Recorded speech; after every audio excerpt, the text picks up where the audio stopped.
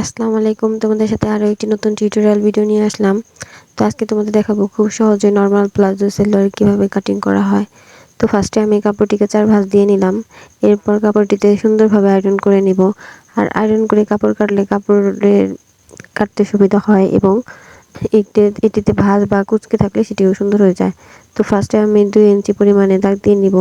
এরপর এখান থেকে উপর 2 ইঞ্চির পর থেকে 37 ইঞ্চি লম্বা নিয়ে নিব।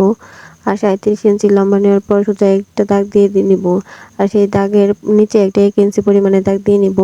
সেটা হচ্ছে ভাঁজ দেওয়ার জন্য অতিরিক্ত অংশ এবং কোমর নিয়ে নিব 12.5 ইঞ্চি।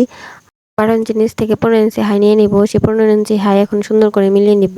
আর নিচে ঘেরের জন্য নিব 10 ইঞ্চি। 10 ইঞ্চিতে এখন কোমরের হাইয়ের সাথে সুন্দর করে মিলিয়ে নিব। এরপর বাড়তি 1 ইঞ্চি এক্সট্রা দাগ দিয়ে নিব সেলাইয়ের জন্য। সেটা এখন আস্তে আস্তে সুন্দর করে কেচি দিয়ে কেটে নিব। আর কেচি দিয়ে অতিরিক্ত যে বাড়তি অংশ থাকে সেই অতিরিক্ত বাড়তি অংশটুকু কেটে নিব এবং যে রাবার বা ফিতার ঘরে একটু চিহ্ন দিয়ে নিব।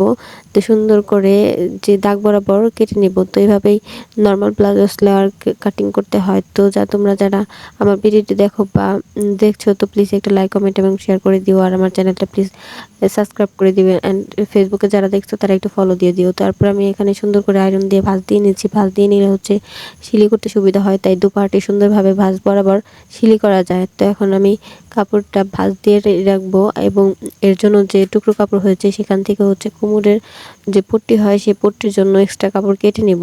তো পট্টির জন্য এক্সট্রা কাপড় কাটার জন্য প্রথমে 5 ইঞ্চিতে দাগ দিয়ে নিব এবং 5 ইঞ্চির মাঝখানে আড়াই ইঞ্চিতে দাগ দিয়ে নিব। সেই আড়াই ইঞ্চির উপরে একটা 7 ইঞ্চি বরাবর দাগ দিয়ে নিব। এখন ওই 7 ইঞ্চিতে দুনো বরাবর দাগ দিয়ে ত্রিভুজের মতো করে কেটে নিব। তো এভাবে সেলোয়ারের পট্টি কাটিং করতে হয়। তো তোমরা যারা আমার ভিডিওটি দেখছো তোমাদের যদি আমার ভিডিওটি ভালো লেগে থাকে তো প্লিজ লাইক কমেন্ট এবং শেয়ার করো। আর আমার ভিডিওটি তোমরা যারা দেখছো তোমাদের সকলকে ধন্যবাদ। ভালো থেকো সবাই। আল্লাহ হাফেজ।